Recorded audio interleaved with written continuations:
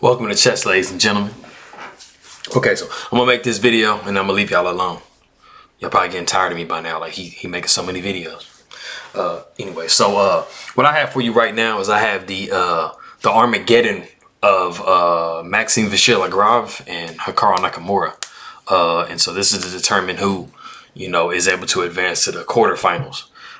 And so, if you guys are ready to go, I'm kind of ready. Let's go. Okay, let's get it. Let's get it, bro. Get this hooked up. Bam. All right, so we have E4 opening. We got the E5. So we got knight to F3, knight to C6, bishop to C4, bishop to C5. So we have the Juco piano. All right, so we have castles, knight to F6, D3, D6, C3. So we have the Juco pianissimo. Now, I promise you guys, this is not intentional that I'm grabbing games and literally they do the Juco piano and Juco pianissimo. But that's just what everybody's playing right now, man, from this tournament. So I apologize to you anyway. So we have H6.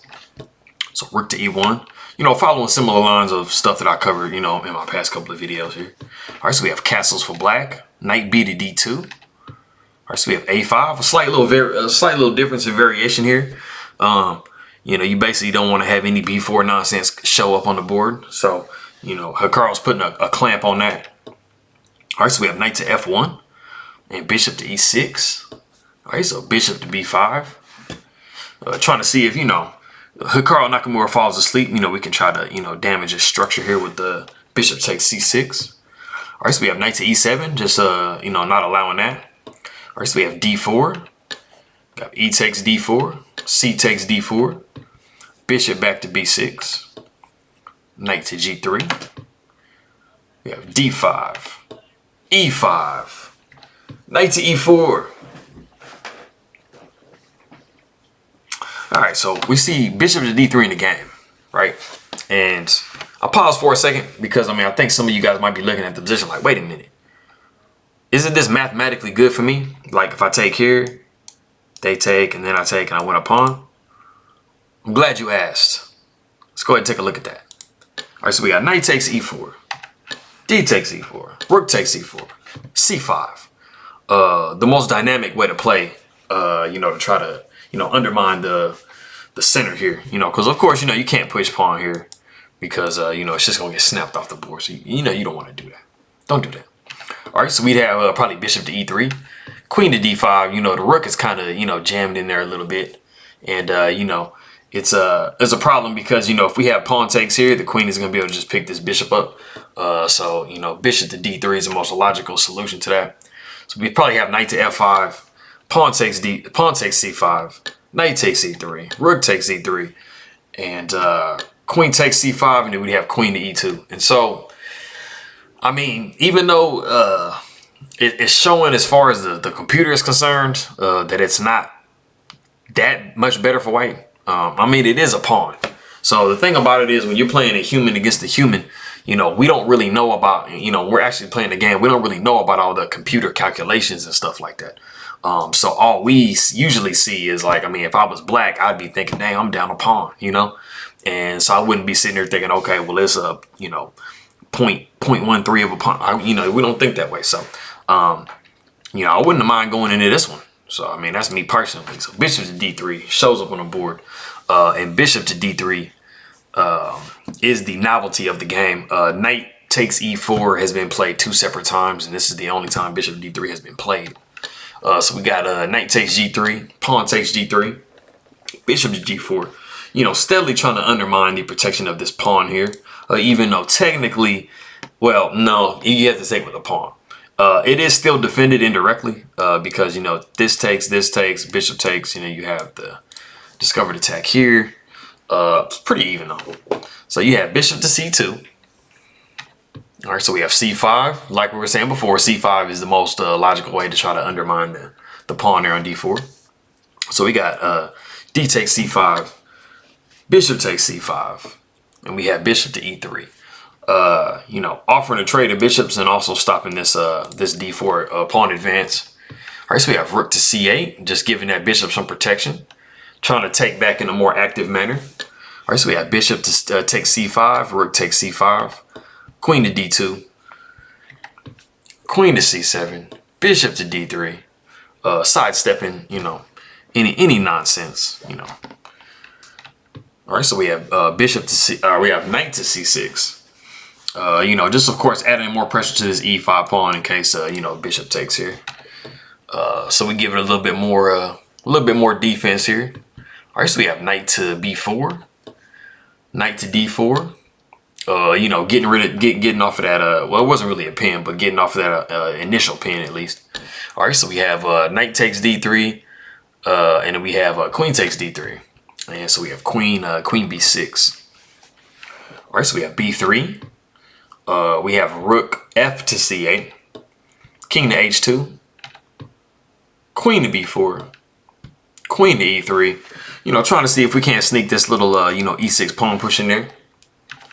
All right, so we have rook to c3, trying not to give white any time to do that. All right, so we have queen to f4, bishop back to d7, and we have rook e to d1. And for those of you that are wondering, e6 instead of going rook e to d1, e6 was a legitimate move. There wasn't really anything wrong with it. You would basically just get traded down into, you know, a position like so you'd f would take e6, knight takes e6, bishop takes e6. We see queen takes b4, a takes b4, rook takes e6, rook to c2, and then try to make sure you make a very active move with rook to b6. I think this is a little bit instructive in this particular situation because, you know, I think a lot of people would have the impulse to go king back to g1, just to try to, you know, protect this pawn here, or maybe push like, you know, f4. The problem with f4 is, I mean, you're gonna have like rook moving somewhere along this rank, and then you're gonna have the other rook coming down, and I mean, you don't want to have you know, two pigs on the 7th. You know, that's not that's not a dream case scenario for you. So like I said, we had rook e to d1. All right, so we have a4. All right, so we have knight to e2. So queen takes f4, knight takes f4, bishop to e6, and we have bishop takes we have b takes a4. And so for those of you that are wondering, let me see here. Yeah, knight takes d5 was legit. You know, it hits this knight here, or hits the rook, and then also, you know, it's trying to be sneaky with trying to get that little fork in. So, you know, bishop would have to take, you know, we'd see rook takes d5, a takes b3, a takes b3, rook takes b3, and then we'd see rook to d7. So, you know, it's definitely a good alternative. It's not too bad here, you know. So go back here what we had. All right, and so like I said, we had b takes a4. We got rook to c2, king to g1. Yeah, now you know, there's really no pawn push, you know, so you're gonna need to try to back that king up.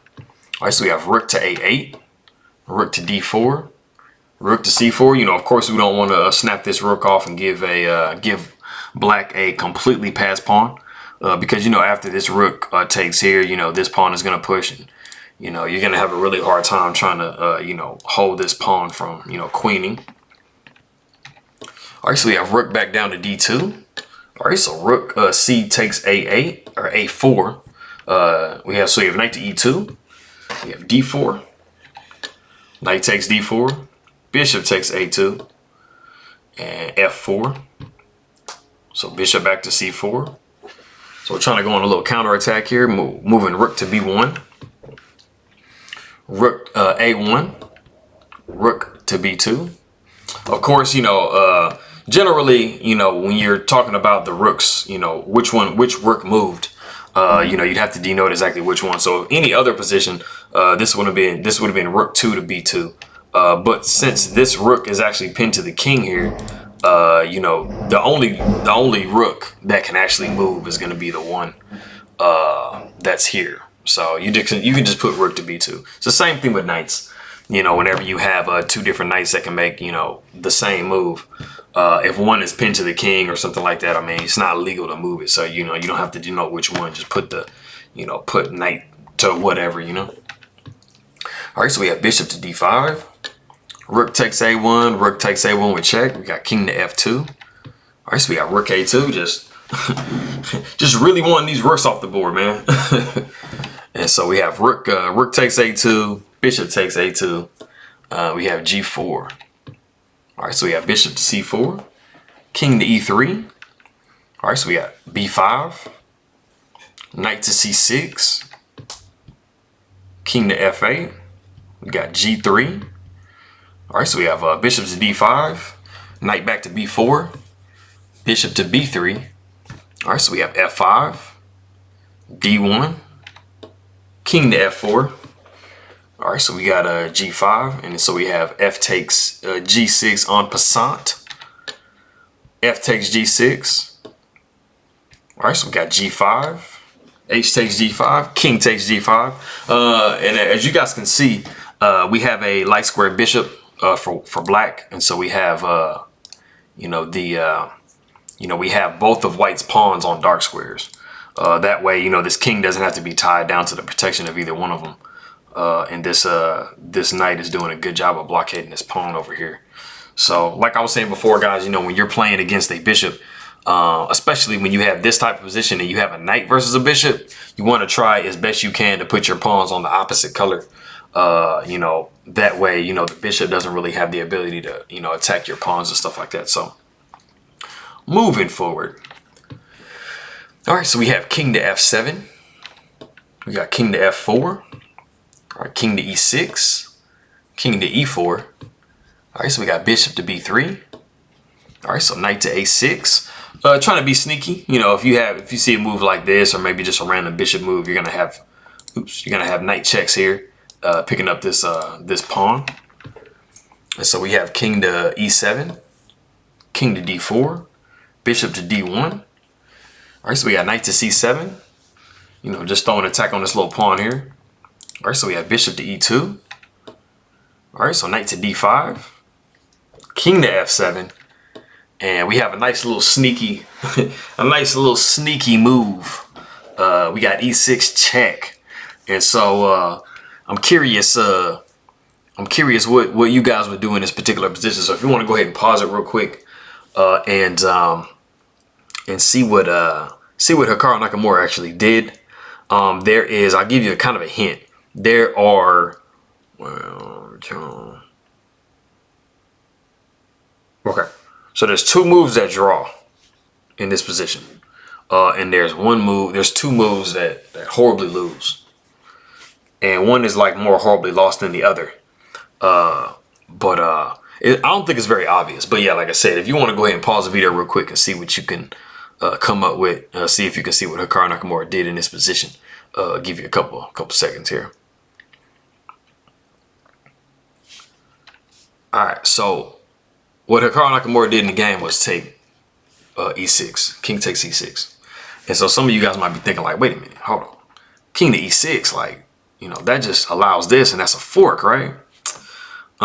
Yes, it is, but it still ends up being pretty drawn. That's one of the drawn moves.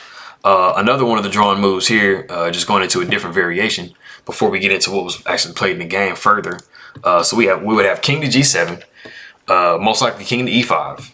So we'd have bishop to c4. All right, so knight to c7. We see b4, then we see e7, bishop to f7,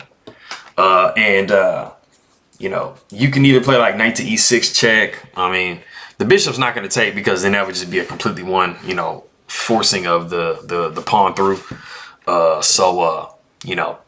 You probably see something like this, and then bishop would take, knight would take. We see king to h6, king to d6, b3, knight to c4, king to g5, knight to d2, just provoking that pawn to move. We see b2, king to d4, king to g4, king to c3, king would take g3, king would take b2. And, as you guys can see, all this knight really has to do is give itself up for this pawn. And, of course, white can't win. They don't have the mating material.